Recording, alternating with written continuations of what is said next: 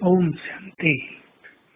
अब समय आ गया है अपने सत्य स्वरूप को पहचान कर अपने अंतर मन में उठी हुई सभी दूषित वृत्तियों को समाप्त करने का। यदि इस समय भी कोई मनुष्य चूक गया तो वो कभी ये काम नहीं कर पाएगा, क्योंकि इस समय तो स्वयं भगवान हमारे गाइड बनकर आए हैं। वो हमें कदम कदम पर मार्ग दिखा रहे हैं, हमें शक्तियां भी दे रहे हैं। एक विशेष चीज जो संसार में सभी के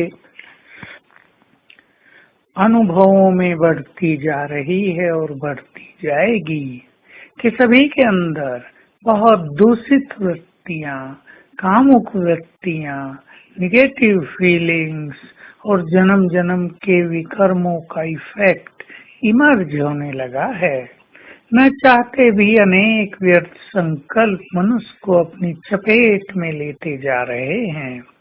बहुत सारी बढ़ती हुई बीमारियां और संबंधों में बढ़ते हुए अननेसेसरी टकराव इस बात के द्योतक हैं कि अब सभी के हिसाब किताब चुकतू करने का समय समीप आ पहुंचा है। बाबा ने कभी कहा भी था, एक दिन आएगा तुम सब अनुभव करोगे सबके हिसाब किताब चुकतू करने की गॉडली मिशनरी बहुत तेजी से और सूक्ष्मता से काम करेगी। उस समय पर हम पहुंच गए हैं, इसलिए हमें बहुत अच्छा अभ्यास करना है। एक ही शब्द हम आपको दे रहे हैं, नो इफेक्ट। कोई बुरा बोलता है, कोई इंसल्ट करता है, कोई आपकी भावनाओं को हर्ट करता है, उसे बहुत लाइटली लेना है, क्योंकि अगर आपने अपने अंदर में उसको रख लिया तो आपकी ब्रेन की अनेक शक्तियां डैमेज हो सकती हैं, नष्ट हो सकती हैं। इसका कारण यही है क्योंकि ब्रेन पहले ही सभी का बहुत वीक हो चुका है। जो आत्माएं बहुत पुरानी हैं, जिन्होंने अनेक जन्म लिए हैं, उनके मस्तिष्क काफी कमजोर स्थिति में हैं, इसलिए बहुत हल्का रहेंगे तो बातें भी हल्की होकर समाप्त हो जाएंगी। दूसरा, स्वयं को ईश्वरीय खुशी से भरपूर रखकर चलना है। अगर हम स्वयं को रोज सवेरे चार्ज ही नहीं करेंगे योग से, श्रेष्ठ ज्ञान से, सुंदर संकल्पों से या स्वमान से, तो हम इस कलियुगी वातावरण में खुश नहीं रह पाएंगे।